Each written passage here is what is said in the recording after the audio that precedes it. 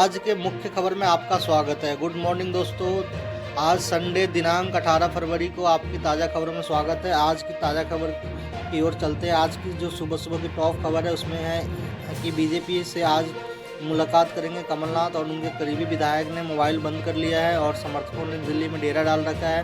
साथ ही साथ यूपी से खबर है कि पूर्व विधायक का मोबाइल चोरी हो गया जब वो सब्जी मंडी में फल खरीद रहे थे। और दिल्ली में केजरीवाल और आतिशी को दोबारा नोटिस देगी क्राइम ब्रांच, जो उन्होंने भाजपा नेताओं पे विधायक की खरीद फरोख्त का आरोप लगाया। उसी सिलसिले में आज क्राइम ब्रांच दोबारा उनको नोटिस देगी। साथ ही साथ आप देखेंगे जो कांग्रेस के अभी तक खबर आ रहा था कि उनके बैंक खाते को फ्रीज कर दिया गया था। असली कहानी उसके लेकर को सामने आई कि आयकर विभाग ने नियमों को याद कराया है कि वर्ष 2018-19 से चल रहे मामला जो देनदारी इनकम टैक्स की बन रहा था उस पर 3 करोड़ की टैक्स की देनदारी बन रही, जो कि कांग्रेस ने पे नहीं किया, इसी के लिए उनका अकाउंट को बंद किया गया था। साथ ही साथ आपको अगली खबर यह है कि INI इंडिया गठबंधन में जो बिखराव है उसके लिए कांग्रेस को जिम्मेदार माना जा रहा है और उस कांग्रेस से इसके लिए सवाल विपक्षी दल जो सभी पूछ रहे हैं। और आपको और एक महत्वपूर्ण खबर है कि PM मोदी ने गुरुग्राम मेट्रो के विस्तार का आधारशिला रखी है, जिसमें 28.5 किलोमीटर कॉरिडोर बनने हैं, जिसमें 27 स्टेशन होंगे।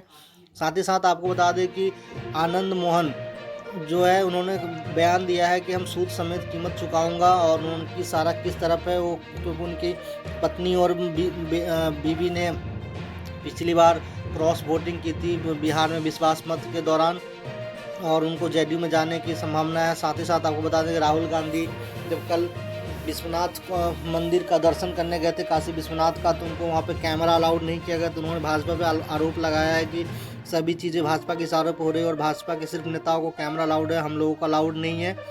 साथ ही साथ आपको बिहार से खबर है कि तेजस्वी यादव नहीं RJD के नेताओं से परेशान थे।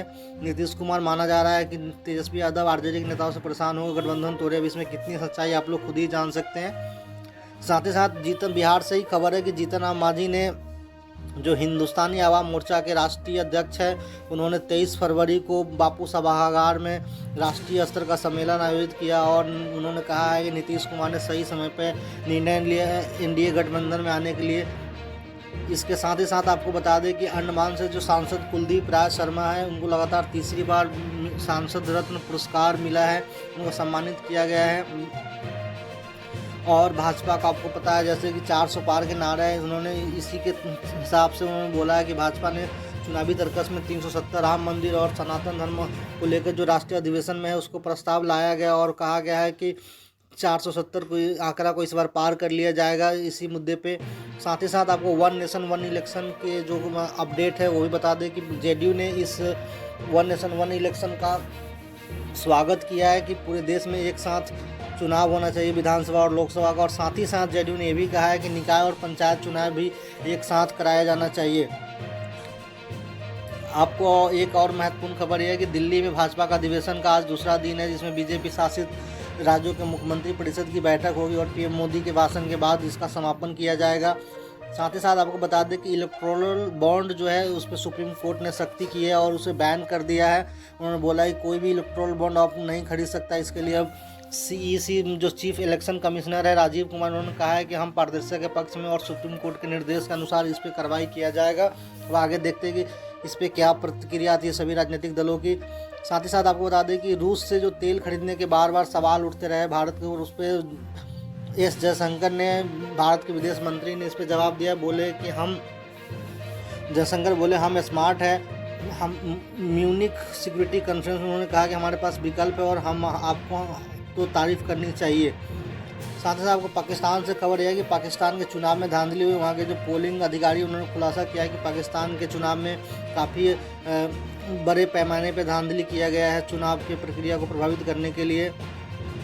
साथ ही साथ आपको पेटीएम से भी एक जुड़ी खबर है कि पेटीएम को NHI ने अपने जो रजिस्टर्ड बैंकर की लिस्ट है उससे बाहर कर दिया और 9 बैंकों को उन्होंने नॉमिनेट किया है पेमेंट के लिए। और ED ने पेटीएम पेमेंट्स बैंक के ट्रांजैक्शन की जांच में फेमा का कोई उल्लंघन नहीं पाया और उन्होंने ED ने पेटीएम को फेमा से रिलेटेड केस में क्लीन चिट एक तरह से दे दी है।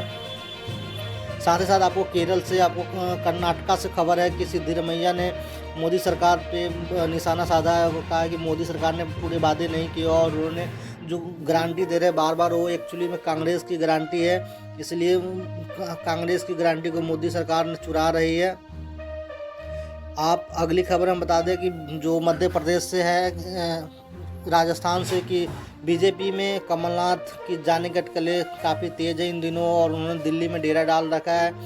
उनको वो कांग्रेस से नाराज़ बताया जा रहा है और उन्होंने भाजपा जल्दी ज्वाइन करने के संकेत दिए हैं। साथ ही साथ आपको पश्चिम बंगाल से खबर है कि संदेशखाली में एक और मुख्य आरोपी को अरेस्ट किया गया है। अब तक 18 की गिरफ्तारी हो गई है। गवर्नर ने बोले कि राजभवन में शरण ले सकती है महिलाएं, ठीक है। इसके साथ ही साथ आपको बता दें कि झारखंड में कैबिनेट विस्तार के बाद से कांग्रेस में फूट पड़ी हो। झारखंड में नई सरकार के गठन के बाद कैबिनेट का विस्तार हो गया था, जिसमें कांग्रेस में फूट पड़ी। बताया जा रहा है कि कांग्रेस के 12 विधायक हैं नाराज़ है और दिल्ली उन्होंने रवाना हो गए हैं। बसंत सोरेन के मनाने पे वो लोग विधायक नहीं माने हैं और उन्होंने दिल्ली में कांग्रेस के नेताओं से मुलाकात करने के लिए दिल्ली पहुंचे हैं। साथ ही साथ आपको बता दें कि भाजपा अधिवेशन में मोदी है तो मुमकिन है कि नारे जोर शोर से लगाया गया और पीएम मोदी ने खड़े होकर सबका अभिवादन किया। नड्डा बोले राजस्थान छत्तीसगढ़ जीता, अब बंगाल भी हम अगली बारी हम बंगाल भी जीतेंगे। साथ ही साथ आपको और खबर बता दें कि जो कांग्रेस के अध्यक्ष है खड़गे जी ने, उन्होंने मोदी सरकार पे निशाना साधा, पूछा है कि कितने नेताओं को और मोदी सरकार स्वीकार करेगी, भाजपा की खुराक कितनी है। पीएम मोदी ने इसके जवाब में कहा है कि हम लोग क्या करें, लोग हमसे जुड़ना चाहते हैं तो हम तो राजनीतिक पार्टी है तो अपने दल में लोगों को शामिल करेंगे ही। ये खबर खास तब आया है जब कमलनाथ कांग्रेस छोड़कर बीजेपी में शामिल होने के अटकलें तेज है। साथ ही साथ आपको बता दें कि महत्वपूर्ण खबर लोकसभा चुनाव से जुड़ा हुआ है, जिसमें कि आपने गोवा में कांग्रेस के साथ गठबंधन किया है लोकसभा चुनाव के लिए और उन्होंने कहा है कि यह विधानसभा चुनाव के लिए भी जारी रहेगा। हालांकि बाकी राज्यों में उन्होंने अकेले चुनाव लड़ने का फैसला किया है। इसी के साथ साथ आपको राज्यसभा के अभी जो चल रहे हैं प्रक्रिया नॉमिनेशन का, उसमें बीजेपी ने एक तरह से लोकसभा चुनाव को साधने की कोशिश की है और अपने कोर वोट बैंक पर उन्होंने पकड़ मजबूत करने की कोशिश की है। लेकिन तेजस्वी ने अपनी दोस्ती निभाई है और अपने चहेते को लोगों को राज्यसभा भेजने का निर्णय लिया। साथ ही साथ आपको बता दें कि जो गुलाम नबी आज़ाद है, हाल ही में कुछ समय पहले कांग्रेस से अलग होकर नई पार्टी का गठबंधन किए थे जम्मू कश्मीर में, तो उन्होंने इसके लिए कांग्रेस पार्टी पे निशाना साधा, बोला है कि कांग्रेस पार्टी ख़त्म हो रही है, इसकी वजह उनकी कुछ कमजोरियां और अहंकार है कांग्रेस पार्टी को, जो उनके सारे नेता बड़े बड़े नेता छोड़कर एक एक करके जा रहे हैं। ये कमलनाथ के बीजेपी ज्वाइन करने के वजह से इन्होंने बयान दिया है। साथ ही साथ बता दें कि जो नेशनल कॉन्फ्रेंस के अध्यक्ष फारूक अब्दुल्ला, उन्होंने कहा है कि हम जम्मू कश्मीर में अकेले चुनाव लड़ेंगे। उन्होंने कहा कि पार्टी इंडिया का हिस्सा है, उनके पूर्व मंत्री भाजपा में शामिल है, लेकिन उन्होंने कहा कि जम्मू कश्मीर में लोकसभा चुनाव अकेले लड़ेंगे।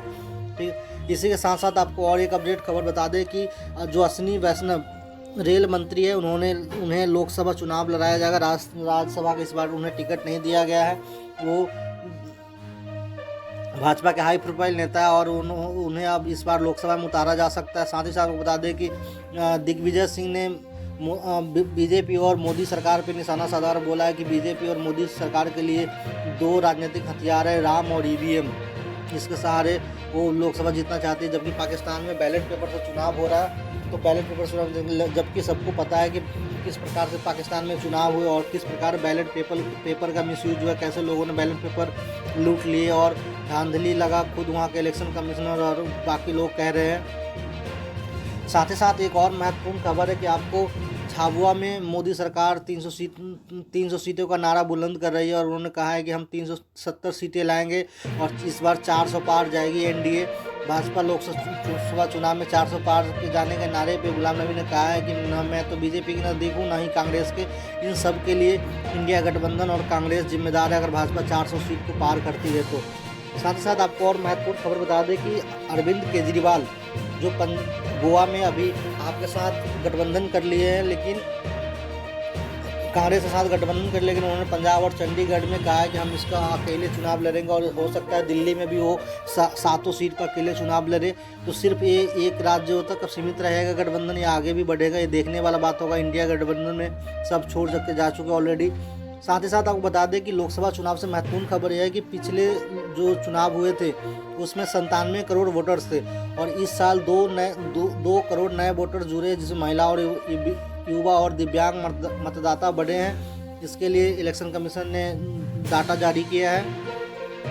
साथ ही साथ आपको बता दें कि जयंत चौधरी, जिनके अभी दादा को हाल ही में भारत रत्न मिला है, उन्होंने कहा है कि हम एनडीए में जाने से कैसे मना कर सकते हैं जब, क्योंकि वो एनडीए में जाने के लिए तैयार है। अब तो सवाल ही नहीं उठता इंडिया गठबंधन में रहने का और अखिलेश यादव के साथ रहने का, क्योंकि जब उनको दादा को भारत रत्न दे दिया तो किस मुँह से मना करेंगे इंडिया गठबंधन में नहीं जाने से।